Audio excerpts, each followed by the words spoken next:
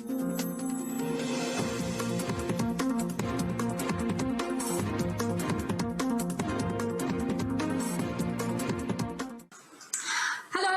So today we are returning to familiar surroundings. There is no wind to get us down. There are no birds chirping in the background. Unfortunately, that is very much regrettable as we are back in the city, and you can see the very familiar UPvisor background behind us.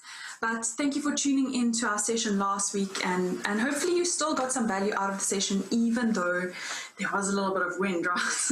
And I didn't realize how bad it actually was until I listened to the recording afterwards. So I apologize, but thank you for sticking it out with us. And yeah, I really hope that it was a good session.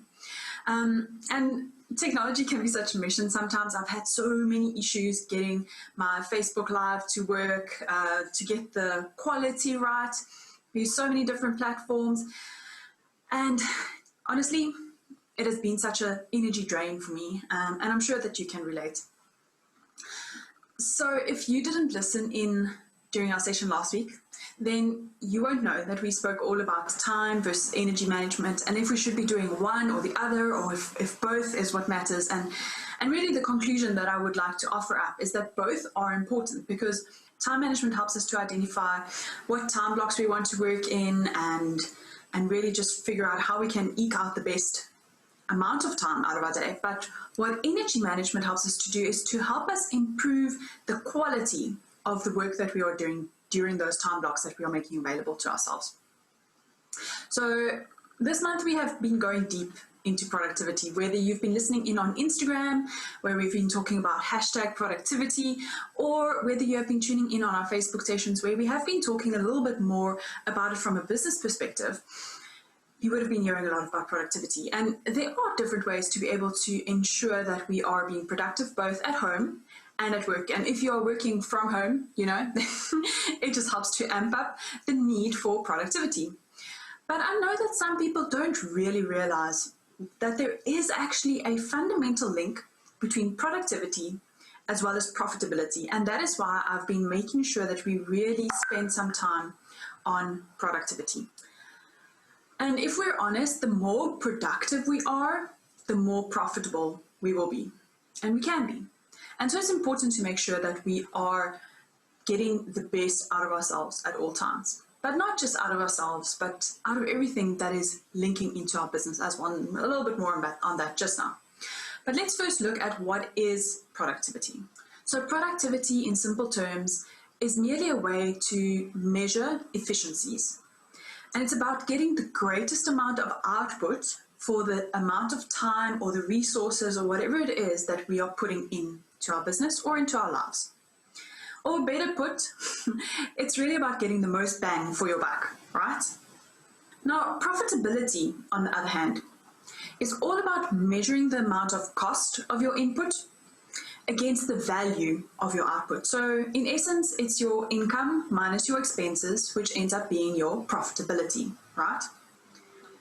So if you think about that, where productivity is about getting the most out for what you put in, and profitability is about what it costs to put in and the value of what you're getting out, can you see that there's actually a really close link between the two? So let's just unpack that a little bit and understand what that link really means and what it looks like in our businesses.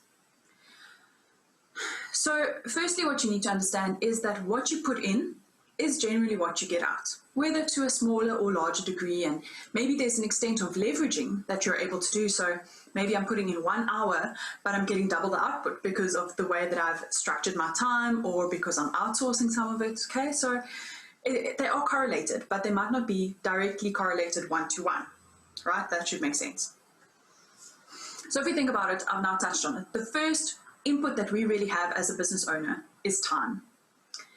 So how you manage your time as well as your energy helps you to focus on the income generating tasks that helps to grow your business. So we first want to focus on those things, and then secondly, focusing on those admin tasks, those things that have to get done to make sure that our business is greased, you know, it's running smoothly, but they're not directly income generating. But ultimately, we need to be spending time and focusing on those things that are generating money and get rid of the rest, right? That should make sense. Now, whether you are in a service-related business or whether you are selling a product or manufacturing a product of some sort, the way that you spend your time directly correlates to your potential profitability and your income generating potential. So then secondly, as you find that you need to be spending time on slightly different things and you start outsourcing your work to others or you start hiring employees, whatever the case might be, now you have a new resource that you need to start managing. And that is your employee, your service provider, whatever the case might be. So if you have an employee, for example, you need to make sure that they are spending their time correctly and that they are spending the time on the things that matter and that can help leverage your time through them, right? And you need to make sure that you're putting your money where you will be able to get the greatest reward. Now, sometimes that might mean not going for the cheapest option, right? You know the old adage that says you get what you pay for. Now, sometimes that is the case in employees as well. They are people, yes, I get that, but they're also resources. So we need to make sure that we are unlocking their full potential and getting the most out of them. So it is about getting the right fit for your business, not necessarily the cheapest option always. It also means making sure that the morale in general is positive and that they buy into the why behind your business, that they are passionate about what you do, and that they are really perfectly talented for that position. They're not always the most highly skilled people, but you need to recruit for talent and not necessarily always for skill, depending on the position, obviously. Okay, so think about those. Think about keeping communication channels open. And as you are dealing more with remote workers, with freelancers, with whatever sort of input you're getting into your business, you need to make sure that you learn how to deal with things like communication, with having tough conversations, even with dealing with that open door policy that a lot of businesses have and what that means to you in terms of distraction control.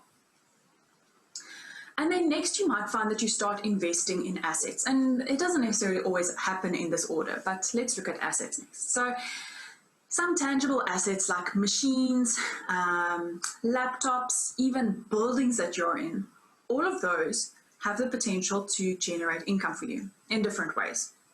Obviously, if you think about a laptop, it doesn't directly generate business for you, but you are going to use that laptop in your business to make sure that you're able to generate revenue. So perhaps it makes more sense if you are selling a product or you're in manufacturing and you can understand, I need this machine to be able to create this product. But honestly, we have different types of assets, right? Some of them include intangible assets like software and even intellectual property. If I think about my business, I have some online courses that are ready for sale, as you guys will well know by now, hopefully. And those are effectively my assets. Those are things that can create income for me, provided I actually implement them and I leverage them. It's not just sitting there, it's doing something for me. Otherwise, what's the point? It's like an idle asset that's just sitting there, it's collecting dust. So I want you to think about a few things here. Firstly, evaluate the types of assets that you have. Do you need them all? Are they working for you? Which one should you maybe get rid of? Are there some that are lying around that you should be using better, or are they maybe just collecting dust and they have no use to your business anymore and you can probably just sell them off? And then think about all of those subscriptions that you have. I think with us going more online, subscriptions become much more relevant. So think about those ones that you are using and the ones you aren't using, and see if you can dilute them a little bit and go for a slightly cheaper option if you aren't using them to as much capacity as you potentially could, or maybe you should. Okay, so think about all of those things. At the end of the day, you need to make sure that what you're putting money into is creating value for you. If it's not doing that, get rid of it, okay? So I want you to think about how can you make sure that you are optimizing your productivity to result in profitability in your business. And it really is simple. It's about what they say, what doesn't get measured doesn't get done. So make sure that you start tracking the KPIs, the key performance indicators that will help you to drive your productivity that will result in profitability. So whether it's about how someone spends their time, what they spend it on, how your costs are changing over time, or your costs increasing or decreasing. Obviously, we want to see a decrease, not an increase necessarily. And even think about what your gross profit percentage looks like. All of those are things you need to consider. Even looking at what your sales are per head. Think about all of those employees that you are employing. Are they helping you to create revenue? If they're not, then you need to reconsider how you are structuring your business. So next week, we'll talk a little bit about key performance indicators.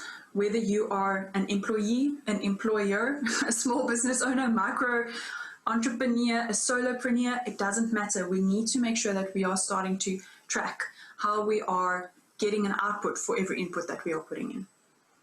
So check us out next week and we'll be chatting more about that.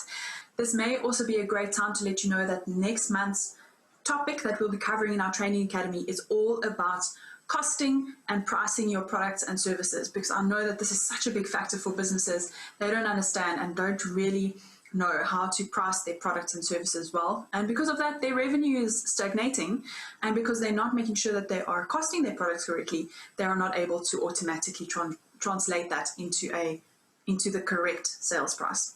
So make sure that you sign up. You have 3 days left, not a lot of time, 3 days left to sign up at 250 Rand per month using the August subscription price, and then you'll be locked into that price for the remainder of your membership, which is awesome, because in September, with effect from the 1st of September, we will be increasing our price to 300 Rand per month. And I did warn you, said that we would systematically be increasing our prices, so make sure that you're getting in at the slightly lower price of 250 per month. Okay, we'll pop the link in the comments below, and that's it from me. Stay warm, stay safe, and I will see you next time, next Finance Friday. This is Kristine Tudhope signing out. Bye-bye.